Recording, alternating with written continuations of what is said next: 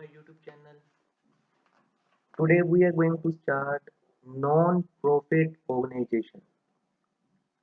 ये chapter CBSE board और state board +2 class दोनों के लिए ही बहुत ज़्यादा इम्पोर्टेंट है। ऑल्दो ये चैप्टर आईएससी बोर्ड को नहीं है, तो जो हमारी इनिशियल क्लासेस रहेंगी वो आईएससी बोर्ड्स के लिए नहीं रहेगी, वो सीबीएसई बोर्ड और स्टेट बोर्ड्स दोनों के लिए रहेंगी। और ये चैप्टर नॉन प्रॉफिट ऑर्गेनाइजेशन दोनों बोर्ड्स के लिए बहुत ज़्यादा इम्पोर्टेंट भी है।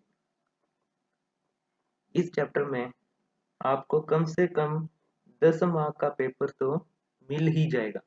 एग्जामिनेशन में जब आप जाओगे तो 10 मार्क्स आपको इसी चैप्टर पे मिलेंगे, नॉन प्रॉफिट ऑर्गेनाइजेशन पे। ठीक है बच्चों, चलिए अब हम आज की क्लास स्टार्ट करते हैं। एंड सबसे पहले हम इसका मीनिंग देखते हैं कि नॉन प्रॉफिट ऑर्गेनाइजेशन होती कौन सी है। ठीक है, इसके नाम से ही पता चल रहा है हमें, non profit organization those organization जिनका मेन मोटिव प्रॉफिट अर्निंग नहीं है। ठीक है, जिनका मेन मोटिव प्रॉफिट अर्निंग नहीं है, ये वो ऑर्गेनाइजेशंस हैं जो सेवा करने में बिलीव करती हैं, जो लोगों की सेवा करती है। ठीक है, ये वो ऑर्गेनाइजेशंस हैं जो लोगों की सेवा करती है। उनका मेन मकसद, मेन ऑब्जेक्टिव प्रॉफिट अर्निंग नहीं होता। ठीक हो गया, चलिए मीनिंग देखते हैं। ये आप साथ साथ अपनी कॉपी पे राउट डाउन जरूर कर लीजिएगा। ठीक है, नोट डाउन करना स्टार्ट कीजिए बच्चों। Meaning meaning of NPO. अब से मैं पूरा नहीं लिखूंगा नॉन प्रॉफिट ऑर्गेनाइजेशन, उसको मैं शॉर्ट फॉर्म में लिखूंगा एनपीओ। कौन क्या होता है एन ऑर्गेनाइजेशन, आप साथ साथ नोट डाउन करते रहे। An organization formed for a social cause. An organization formed for a social cause and not not for the purpose of and not for the purpose of earning profit is known as non-profit organization. Is known as non-profit organization.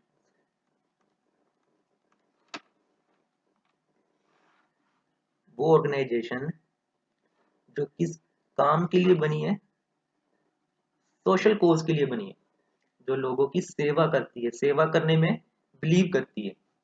उनका main काम ही कौन सा है, social cause का। उनका main motive और main objective profit earning नहीं है, and not for the purpose of earning profit is known as non profit organization. इसकी एग्जांपल्स देखें, अगर एग्जांपल कौन सी होंगी, स्कूल्स, ठीक हो गया, अपने क्लब्स वगैरह हो गए, सोशल क्लब्स। ठीक है ना, सोशल क्लब्स हो गए, अपने हॉस्पिटल्स हो गए, ये सारे हमारे क्या होगी, एग्जांपल्स हो गई नॉन प्रॉफिट ऑर्गेनाइजेशन। अब बच्चों के माइंड में क्वेश्चन आ रहा होगा कि सर, अगर ऑर्गेनाइजेशन हमने फॉर्म की और उसका मेन ऑब्जेक्टिव प्रॉफिट अर्निंग नहीं है, ठीक है, तो फिर वो अपने एक्सपेंसेस वगैरह कैसे करती होंगी। देखो बच्चों, हाल दो एनपी उसका मेन मोटिव प्रॉफिट अर्निंग नहीं है, ठीक है ना, बट वो जो सर्विसेज प्रोवाइड कर रहे हैं आपको, जैसे स्कूल है, अब हम स्कूल में जा रहे हैं, ठीक है, वहाँ पे हम स्टडी कर रहे हैं, तो हम वहाँ पे फ्री में स्टडी नहीं कर रहे हैं, हम उसके लिए कुछ ना कुछ पैसे दे रहे हैं, फीस दे रहे हैं। ठीक है ना, उनका मेन मकसद प्रॉफिट अर्निंग नहीं है, बट हम जो एक्टिविटीज कर रहे हैं उन एक्टिविटीज के थ्रू वो प्रॉफिट कमा रहे हैं। जैसे आपको स्टडी करा रहे हैं, ठीक है ना, स्टडी कराएंगे, आपसे पैसे लेंगे, वही पैसे आपको आगे टीचर को देंगे इन दी फॉर्म ऑफ सैलरी। अब हम क्लब्स की बात करें, जैसे अमृतसर में क्लब्स हैं, सोशल क्लब है, अमृतसर क्लब है, सर्विस क्लब है, ठीक है ना। तो सर्विस क्लब में क्या होगा, हम खाना खाने जाएंगे तो वो हमें ये थोड़ी कहेंगे कि चलो हम आपको फ्री में खाना खिलाते हैं, वो उसके लिए कुछ ना कुछ चार्ज करेंगे, ठीक है ना। वो सेवा करने में ज़्यादा बिलीव करते हैं, ना कि प्रॉफिट मेकिंग में। उसको हम क्या कहते हैं, नॉन प्रॉफिट ऑर्गेनाइजेशन। ठीक है बच्चों, ये सबसे इंपॉर्टेंट टर्म थी एक। आज की क्लास बेसिकली हमारी सिर्फ बेसिक कंसेप्ट पे ही रहेगी, नॉन प्रॉफिट ऑर्गेनाइजेशन पे, कुछ टर्म्स को पहले अंडरस्टैंड करने में, ताकि हम जब आगे सम करें तो हमें दिक्कत ना आए। आई होप कि ये आपने नोट डाउन कर लिया होगा। अगर ये आपने नोट डाउन नहीं किया तो आप पॉज करके वीडियो को भी नोट डाउन कर सकते हैं। चलिए अब हम आगे करते हैं। आगे करने से पहले don't forget to subscribe my channel and like my channel. आप वीडियोस को लाइक करते रहिए, इससे हमें और सपोर्ट मिलेगा और हम आपके लिए फ्यूचर में अच्छी से अच्छी वीडियोस लाने के लिए ट्राई किया करेंगे, ठीक है ना। इस चैनल पे हम रेगुलर आपको कुछ ना कुछ अपडेट आती रहेंगी। +1 की क्लासेस भी आएंगी, +2 की क्लासेस भी आएंगी, कॉलेज क्लासेस भी आएंगी, ठीक है ना। तो आप इसको सब्सक्राइब जरूर कर लें और बेल नोटिफिकेशन को भी ऑन कर लें, ताकि आपसे कोई नोटिफिकेशन मिस ना हो जाए। अब हम जो आगे टॉपिक करने जा रहे हैं उस टॉपिक का नाम है बुक्स ऑफ अकाउंट। कि नॉन प्रॉफिट ऑर्गेनाइजेशन कौन कौन सी बुक्स मेंटेन करती है। वो 3 तरह की बुक्स मेंटेन करती है। सबसे पहले आ गई receipt and payment account. Yes, जो जो मैं नोट डाउन कर रहा हूँ ना बच्चों, आप भी साथ साथ नोट डाउन करते रहे। सेकंड आती है इनकम एंड एक्सपेंडिचर अकाउंट।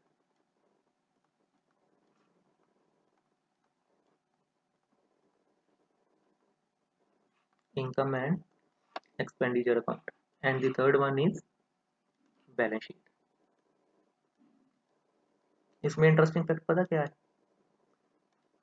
ये आपने ऑलरेडी पढ़ी हुई है +1 में। अगर आपको थोड़ा भी बेसिक पता है ना तो आपको ये बड़ी इजीली समझ आ जाएगा। जैसे हम सबसे पहले बात करते हैं रिसीट एंड पेमेंट। याद करो बच्चों, जब हम बचपन में थे, बचपन में मीन्स जब हम +1 क्लास में थे, ठीक है, तो हमने वहां पे एक चैप्टर किया था कैश बुक, ठीक है ना। हमने कौन सा चैप्टर किया था, कैश बुक। कैश बुक में क्या करते थे, जितनी भी रिसीट्स होती थी हम उसको डेबिट में रिकॉर्ड करते थे, जितनी भी मेरी पेमेंट्स होती थी उसको हम क्रेडिट में रिकॉर्ड करते थे। तो ये वैसा ही है। So I can say that it is just like a cash book. ये एक कैश बुक की तरह ही है, जिसमें कैश बुक का मेन प्रिंसिपल क्या होता था, debit all receipts and credit all payment. Similarly receipt and payment में भी ऐसा ही होगा। हम सबसे पहले जितनी भी रिसीट्स होंगी, जितनी भी इनकम्स होंगी उसको हम डेबिट में रिकॉर्ड करेंगे, और जितने भी पेमेंट्स होंगे उसको हम क्रेडिट में रिकॉर्ड करेंगे। सबसे पहला प्रिंसिपल क्या हो गया इसमें हमारा, अब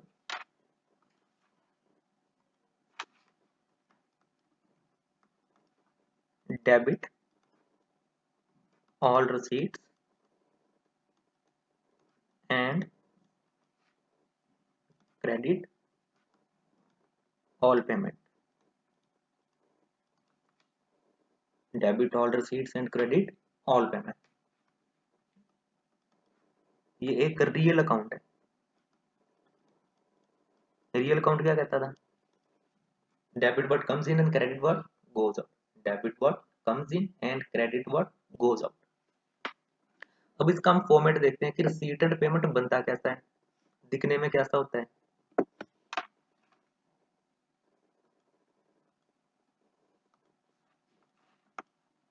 अब इसका हम फॉर्मेट देखते हैं।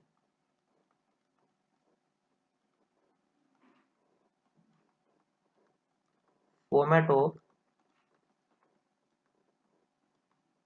Receipt and payment account.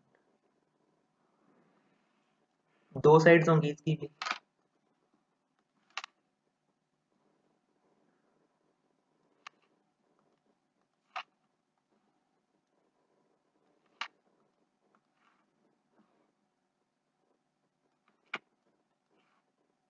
ठीक है, ये होगा हमारा पर्टिकुलर्स अमाउंट, पर्टिकुलर्स अमाउंट। अब फिर से बच्चों के माइंड में क्वेश्चन आएगा, सर हम +1 में ना जब हम कैश बुक बनाते थे तो वहां पे हम डेट का कॉलम भी ऐड किया करते थे, तो क्या हम जब रिसीट एंड पेमेंट अकाउंट बनाएंगे तो क्या हम यहाँ पे भी डेट का कॉलम ऐड करेंगे? The answer is no. बच्चा जो रिसीट एंड पेमेंट अकाउंट होगा वो ईयर एंड पे बनेगा, ठीक है ना। लेट्स से ये रिसीट एंड पेमेंट ये हमारा बन रहा है ईयर एंडेड 31 मार्च 2021, ठीक है। रिसीट एंड पेमेंट हमारा ईयर एंड पे बनेगा, इसलिए हमें डेट वाला कॉलम इंसर्ट करने की जरूरत नहीं है। सिंपली इसमें कौन सा होगा, पर्टिकुलर्स अमाउंट, पर्टिकुलर्स अमाउंट, ठीक हो गया। ये अकाउंट हमारा स्टार्ट होगा ओपनिंग बैलेंस से।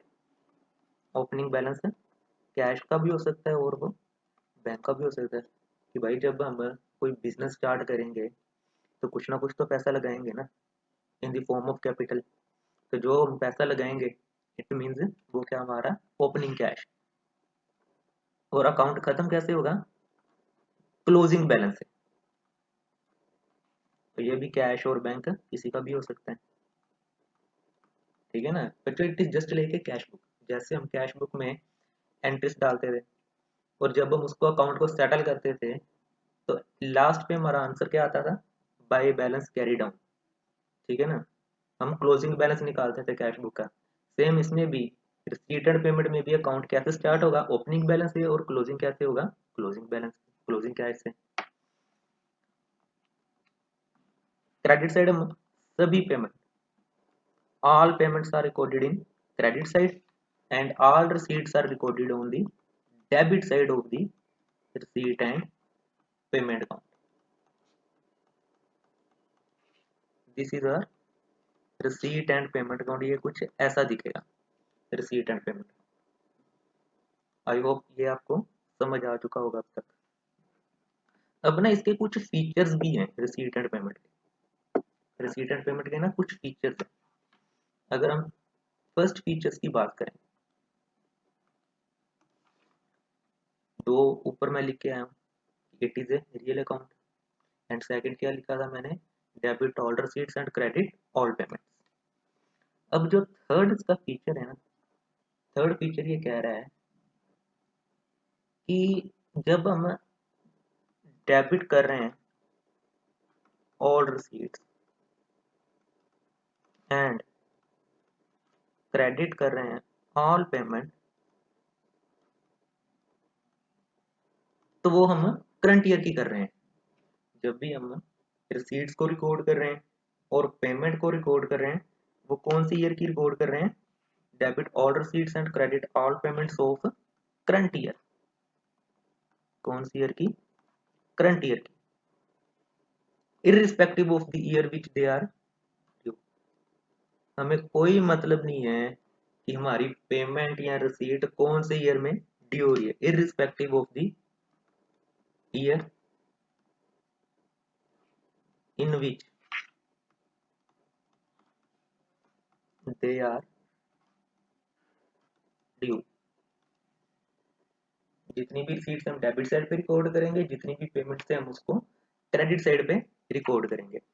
लेट्स से एग्जांपल के देखते हैं हम, एक एग्जांपल के थ्रू हम इसको समझने की कोशिश करते हैं। मैं छोटा सा एक रिसीट एंड पेमेंट यहाँ पे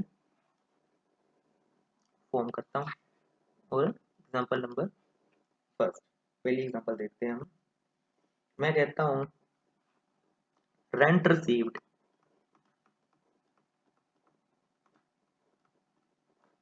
फॉर, चलो रेंट रिसीव्ड इन, ये हम बना रहे हैं 2021, 31 मार्च 2021 को ये मेरा रिसीट एंड पेमेंट अकाउंट बन रहा है।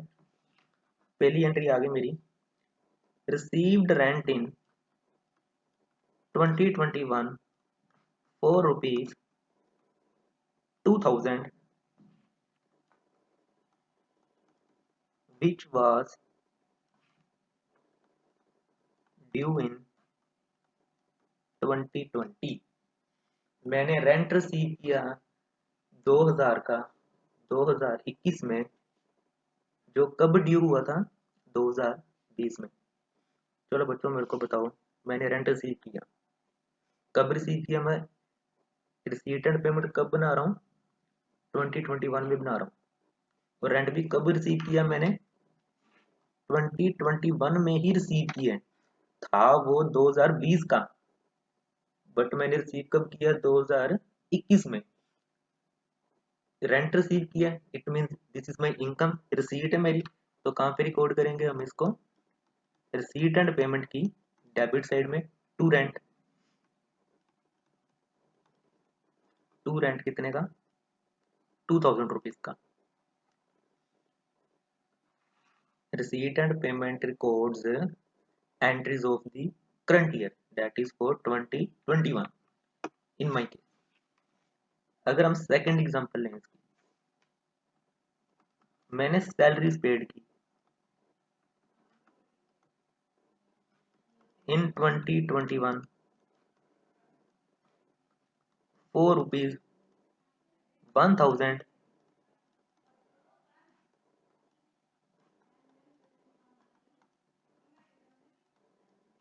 which was due in 2022। मैंने 2021 में 1000 की सैलरीज पे कर दी, जो कब ड्यू होनी थी?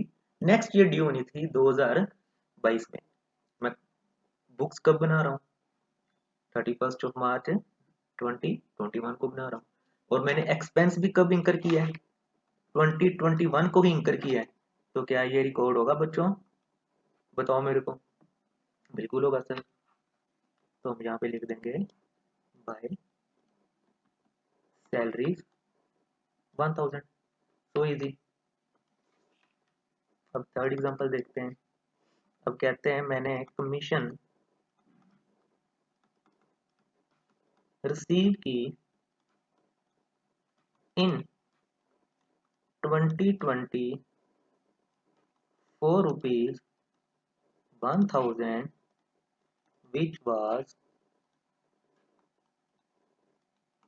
due in 2021। मैंने 2020 में, लास्ट ईयर, पिछले साल मैंने 2020 में 1000 रुपए की कमीशन रिसीव की, जो कब ड्यू होनी थी? वो ड्यू होनी थी 2021 में। बताओ बच्चों ये एंट्री आएगी? द आंसर इज नो, ये एंट्री नहीं आएगी। क्यों नहीं आएगी? द रीजन इज कमीशन हमने कब रिसीव की है?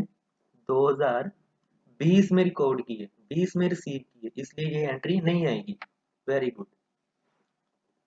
आई होप ये आपको कंसेप्ट क्लियर हो चुका होगा कि हम रिसीट और पेमेंट सिर्फ और सिर्फ करंट ईयर की लेते हैं, irrespective of the year in which they are due. हम ये नहीं देख रहे वो कब ड्यू हो रही है, चाहे वो ड्यू नेक्स्ट ईयर होगी। रिसीव मैंने आज कर ली तो मैं आज ही रिकॉर्ड करूंगा। ठीक हो गया? चलो अब हम फोर्थ देखते हैं कि हमने कहा कि रिसीट एंड पेमेंट से करंट ईयर रिकॉर्ड कर रहे हैं, तो ये एंट्रीज डिफरेंशिएट भी नहीं करती। डिफरेंशिएट नहीं करती मीन्स कैपिटल और रेवेन्यू दोनों एंट्रीज रिकॉर्ड करते हैं हम। Record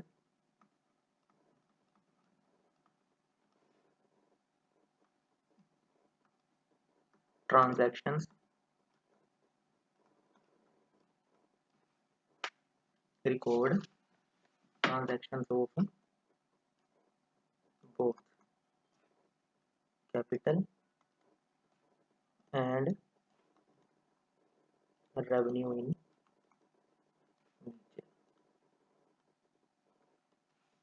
records the transactions of both, that is capital and revenue in nature। Example, sale of building. मैंने बिल्डिंग बेची 2 लाख रुपीज की, मैंने 2 लाख रुपए की बिल्डिंग बेच दी, it is a capital receipt.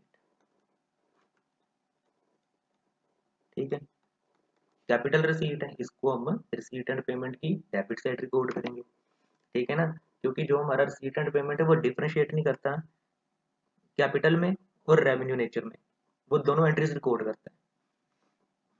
पहली एग्जांपल होगी। अगर मैं दूसरी एग्जांपल की बात करूं, मैंने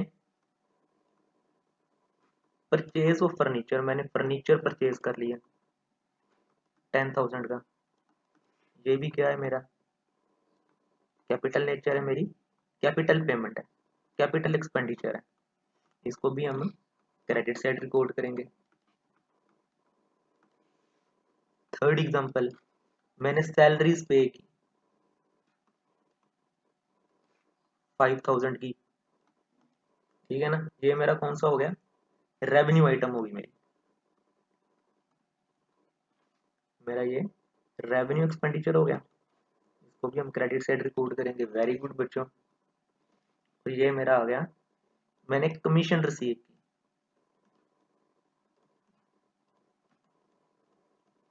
कमीशन रिसीव की मैंने, तो ये भी मेरी कौन सी है, रेवेन्यू रिसीट है। वेरी गुड, इसको हम डेबिट साइड रिकॉर्ड करेंगे। ठीक है बच्चों,